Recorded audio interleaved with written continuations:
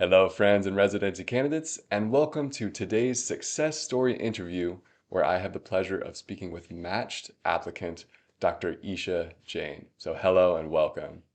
Thank you for having me here. It's truly a pleasure to be with the MAR team. Fantastic. Yeah, Dr. Jain is also an ambassador with Match a Resident. So, can you tell us a little bit about your match, like where you matched and which specialty? Yeah, for sure. So this year I matched into family medicine. I'm actually the inaugural class at Cooper University Hospital in Camden, New Jersey. So I'm excited to join the team and lead the way. Wonderful. So, was that something that you knew going into your match for that program? It was that you knew it was going to be like a new program and that you were going to be part of the inaugural class? Yeah, actually, they did a great job about advertising themselves through social media. And yeah, I kind of knew they were the inaugural class, but I also knew they had well-established other GME programs. So I felt comfortable, you know, putting them high on my rank list or just being a part of the team. Perfect. So, can you tell us a little bit about your trajectory? Was it a straight path for you from medical school straight into residency? Definitely not a straight path. I'm actually born in Canada. I did my medical education. Well, I did undergrad in Canada. I graduated with a biology degree. Then I took a year off and I decided, do I really want to do medicine? I think before anybody jumps into medicine, that's a really big thought that you have to give because it requires a lot of dedication and time. So I took a year off. Then I decided, okay, have to evaluate my application. And I'm definitely not competitive for Canadian medical school. So I decided that I would go to the Caribbean, which was great because I knew that coming to the States, I needed that clinical US experience, and the Caribbean provided that. So Yeah. I initially started there and realized I was really outside of my comfort zone. So I also took another year off after my second semester. I came home, I drew upon my own father's experiences as an immigrant, pursuing medicine in his home country and then coming to Canada. And I realized that, nothing worth having comes easy. That's my takeaway. And that's what I continued to believe as I went back to medical school after the year off. I then had a very straight path almost. Yeah. Finished medical school, did my clinicals mostly in New York, graduated April 2021. I actually applied for the match last year. And in retrospect, hindsight, I definitely was not the best applicant or the applicant that I am today. And I think that that was really what's important to show residencies and show any job application. You are well rounded, you do fit this category. So I had another year where I did work on myself, and I did a lot. And we can talk about that as well. And then this year I felt much more comfortable applying for the match and was able to secure a position. So I think it went well, but it definitely wasn't a straight path. Sounds like it. And so there's so many interesting junctures along that path. I'd love to ask you a little bit more about some of those. So, the first you mentioned is, do I want to pursue medicine? And so, what was going through your mind? What were the deciding factors that really helped you understand what your path was going to be? So that's actually a really great question. I did a more process of elimination. I had a father figure who was a physician, so I knew what kind of the role of a physician was. So I decided, okay, I'm going to do retail. I'm going to be a lifeguard. I'm going to teach piano. I'm going to try to do everything but medicine. And then I felt I always was attracted, like there was always something pulling me. I always wanted to be able to give that level of care in a medical way.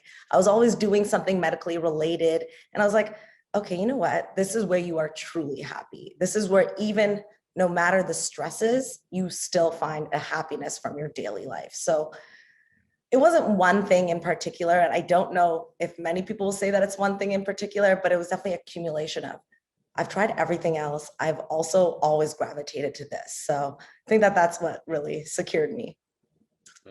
Yeah, that definitely makes sense. It's like the one thing that makes you feel happy, or even when it's stressful, you're able to really get meaning and fulfillment from it. So I think that's incredibly important. Exactly. So for your leave of absence in medical school, what were some of the things what was a process?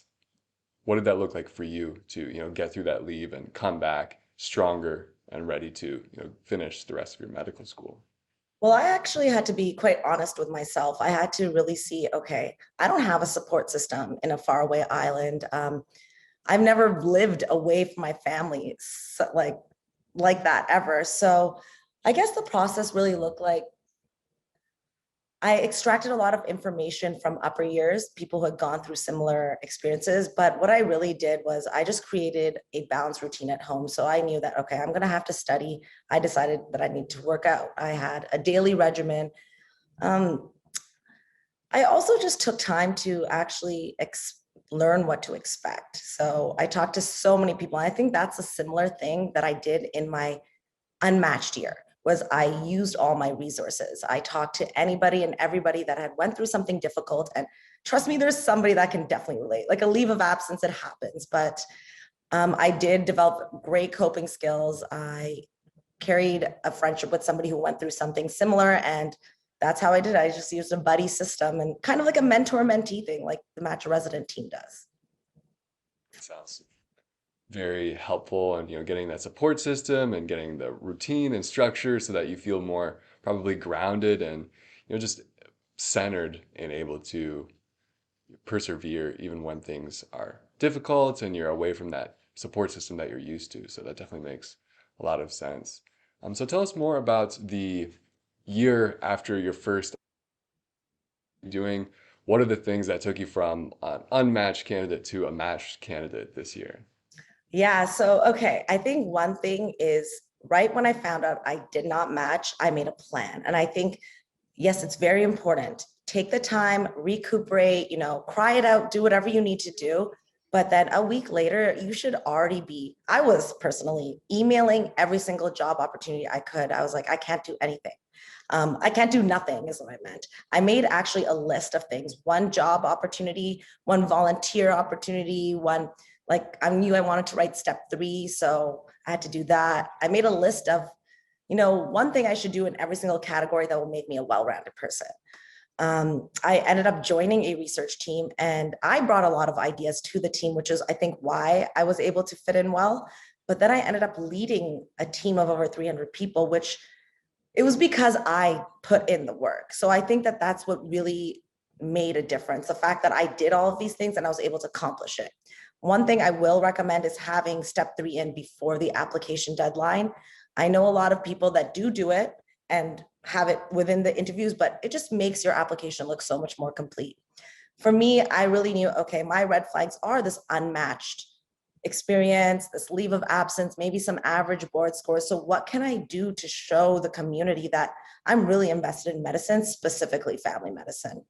I think what's important for international graduates is they get their hands in the US medical system. Like we are all amazing doctors, we will be amazing doctors, but what's important is that you want to come to the American community. So you have to show some dedication. And I think that's something that I did. I did an externship after graduating in Connecticut. I would have done more, but I was like, okay, you can't do this and study for step 3 and do research all at the same time. So it was all about that balance that I learned from my first year of leave of absence, and I brought it in to this year. Um, Even then, after getting all the interviews, it's still a full-time job. You still have to be doing all this work. So I was still publishing papers, working as a medical scribe, and updating many residencies of all my accomplishments. So even today, it still doesn't stop until I join PGY1. That's what I aim to do, to show the best version of myself every single way possible.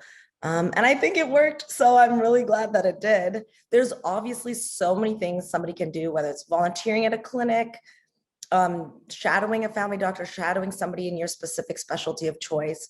These are all like things that totally people can do, should recommend, and just keep yourself invested in the medical field. One thing I will say is amazing is that I worked with other people who had matched through this team and through colleagues, and really changed the way I spoke, the way I interviewed. And I think that's really important too, because a lot of people who are international graduates do have an accent. I had my own Canadian accent, but it's, you have to be able to communicate during an interview. And I think that that's really what took me to the next level, being able to practice my interview skills. Because getting the interview is just one step. Yeah, so can you tell us a little bit more about your interviews? Did they go well? Were there any surprises along the way? That's a great question. So majority of them, I think, went well. I felt comfortable, but the first one was kind of like my tester one. Um, Yeah. and I think that they always say that. So, but throughout them, I think that I performed well. I was able to ask the questions. The questions flowed. One thing did happen. So I was in an interview um, with a program from Philly, and my dog a medical emergency. She had this episode of pancreatitis and super like just puked all over the floor. And I was late to one of the resident sessions. So there was 3 resident sessions. I ended up being 20 minutes late to one of them. Um, and I explained myself, like obviously, and I'm pretty sure they were understanding, but it's also the culture too. And I realized like if somebody cannot understand something like this, or if a residency cannot understand, is that the culture I want to be a part of? But I Yeah. was very distraught. I was very nervous. I don't like being that person that's late or has an excuse, but I think I was able to bounce back. Like I said, you're here, this is a full-time job, you have to give it your all. Something will happen, something will inevitably go wrong that you can't control. But I just went back in, told them about my dog, and the interview continued normally. I didn't match there, but it was a good experience. Well, it probably made it at least memorable to some degree for them. So you had Yeah, that and benefit. definitely like anything is going to happen during an interview. I think what's important is just that you remain focused and understand that people are understanding. You're not the first, you're not going to be the last to have a problem. Can you tell us a little bit more about how you got that externship and what that was like?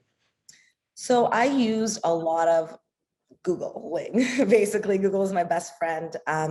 There's a lot of websites. I'm sure you know AMO opportunities, all of these things. The AFP has a list of places that do externships, but I just went on Google and I saw that this was okay, a fair budget. It's close to home. I can get there easily.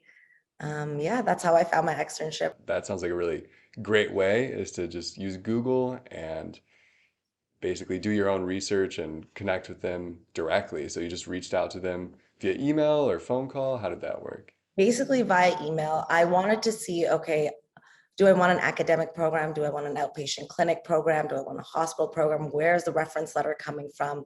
Um, and how much work am I going to be doing? So I think it's pretty self-explanatory on their websites. But that's basically what I did. I emailed, I called, I emailed like over 30 different Wow. opportunities. Heard back from like 3, but that's just how it is. Yeah. You So have when to you put were creating yourself your out. rank order list, sorry, what's that? I said you have to put yourself out there. Nobody's gonna just pick you and be like, yes, come. We would love you here. You're right. Yeah. So when you were creating your rank order list, what was going through your mind and what were the factors that were using to actually rank the programs? It's a good question. So I think a lot of what was going through the mind is the people I wanted to work with, the culture, and we all know, I mean, I don't know, but residency is probably going to be one of the most stressful, hardest times of our medical career. So I knew that what's really important is the people that get you through it. And that's something that I've heard from across the board from all of my peers, that it's the team you work with and the education you get. I knew I wanted a strong education. So I based my order list on one, I guess, name, academia opportunities, and rotation opportunities. I had a specific fellowship interest, probably in sports medicine or mental health. And so I wanted to pick places that had those opportunities available for me. I'm also from Toronto, Canada. So I wanted that, flexibility to be able to drive home or fly home easily whenever I could. So those were some important factors that played a huge part in my rank order list. But I think the best thing that I would say is the culture and the support system. So I have a great, huge support system in New Jersey and in Philly. And I think that that's really what made me decide. Yeah, that makes a lot of sense. Being close to those that can support you and get you through that stress. Absolutely. And then have fun So with some what, people. yeah, of course. So what is the advice that you would give incoming applicants for the next cycle in order to help them succeed? Okay. Well, I think if you treat this like a job, Like this is not just a side hustle. If you treat application season like a job and you're very serious about it, I think that you will succeed. I think that it's very important to, dot all your I's, cross all your T's, make sure that your personal statement reads well, like no grammatical errors, make sure your CV flows. You don't have to have every single thing on the list on your CV, but make yourself look the best possible. I included experiences from 2008, and it's all about the way I talked about it in my interviews. So I think what's really pertinent is not just finding all the places to apply to, but really checking your entire application, like from back to front. I will say what's really important is getting reference letters that are new and current and that can speak to your ability. I think what happened with me is that a few of my interviewers commented on the strength of my LORs.